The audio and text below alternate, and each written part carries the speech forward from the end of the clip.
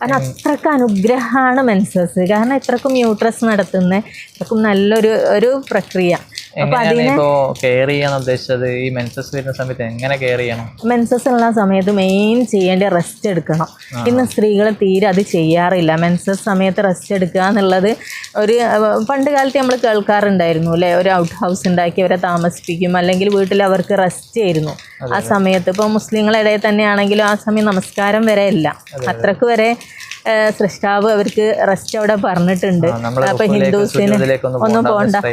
അപ്പോൾ അത് ഹിന്ദുസിൻ്റെ ആണെങ്കിലും എല്ലാവരും ആ ഒരു ഇത് പറയാറുണ്ട് പണ്ട് കാലമൊക്കെ നമ്മൾ നോക്കിക്കഴിഞ്ഞാൽ. കാരണം ആ 7 days അവൾക്ക് റെസ്റ്റ് കൊടുത്താൽ, അവൾ റെസ്റ്റ് എടുത്താൽ ബാക്കി 23 ദിവസവും അവൾക്ക് എനർജറ്റിക്കായിട്ട് ഓടി നടക്കാനും എല്ലാം ചെയ്യാനായിട്ട് സാധിക്കും. കാരണം അത്രക്കും നല്ലൊരു ക്ലീനിങ് പ്രോസസ്സാണ് മെൻസസിലൂടെ ഒരു സ്ത്രീൻ്റെ ശരീരത്തിൽ സംഭവിക്കുന്നത്. വേറെ എന്തെങ്കിലും ശ്രദ്ധിക്കേണ്ടതുണ്ടോ? മെയിൻ ഫുഡും കൂടെ അതിൻ്റെ കൂടെ. കാരണം നമുക്കറിയാം ഒരു നല്ലൊരു എലിമിനേഷൻ ആണല്ലോ. ഇപ്പോൾ ഹാർട്ട് ബ്ലോക്ക് ആകുന്നില്ല, അല്ലെങ്കിൽ സ്റ്റോൺ വരുന്നില്ല, ഈ രീതിക്ക് ഒരു സ്ത്രീക്ക് നടക്കുന്നുണ്ട് മെൻസസിലൂടെ. അല്ലെ മെൻസസ് ഉള്ള കാരണം എന്ന് പറയുമ്പോൾ മെൻസസ് പറഞ്ഞാൽ എത്ര നല്ലൊരു എലിമിനേഷനാണ്. അത് സ്ത്രീകളെ നോക്കിയാൽ പറയാം, ചിലവർ പറയും നല്ല ക്ലോട്ടായിട്ട് വരും, ചിലപ്പോൾ ബ്രൗണിഷ് ആയിട്ട്, കുറച്ച് തിക്കായിട്ട്, തിന്നായിട്ട്, ഇങ്ങനെ പല ഇതാ പറയുക. അപ്പോൾ തന്നെ നമുക്കറിയാം പല രീതിക്കുള്ള മാലിന്യമാണ് പുറന്തള്ളി പോണത്. അപ്പോൾ ആ ഒരു പ്രോസസ്സ് നടക്കുമ്പോൾ നമുക്ക് അസിമിലേഷൻ, അതായത് ഒന്നും ആ സമയം കഴിക്കാതിരിക്കുക, ഭക്ഷണം ഒഴിവാക്കുന്നത് വളരെ ഉത്തമമാണ്. ശരിക്കും നമ്മൾ നോക്കുകയാണെങ്കിൽ ഒരു മെൻസസ് ഉള്ള ഒരു സ്ത്രീക്ക് അല്ലെ ഒരു പെൺകുട്ടിക്ക് അവൾക്ക് ആ സമയം വിശപ്പ് ഉണ്ടാവില്ല. അവളോട് ചോദിച്ചാൽ അറിയാത്. പക്ഷെ നമ്മൾ പലപ്പോഴും ഒരു രോഗി ക്ഷീണിച്ചോ ബുദ്ധിമുട്ടായോ കിടക്കുമ്പോൾ വേഗം ഭക്ഷണം കഴിപ്പിക്കുക ചെയ്യുക.